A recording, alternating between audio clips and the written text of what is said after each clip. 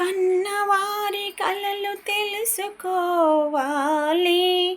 ఆ కలల కంట నీరు పెడితే తుడవాలి.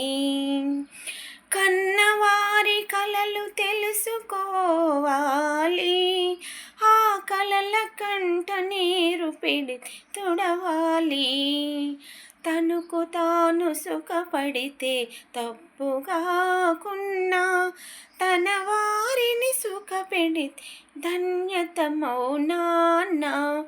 ఈనాడే బాబు నీ పుట్టినరోజు, ఈ ఇంటికే ఈ ఇంటికే కొత్త వెలుగు వచ్చిన రోజు.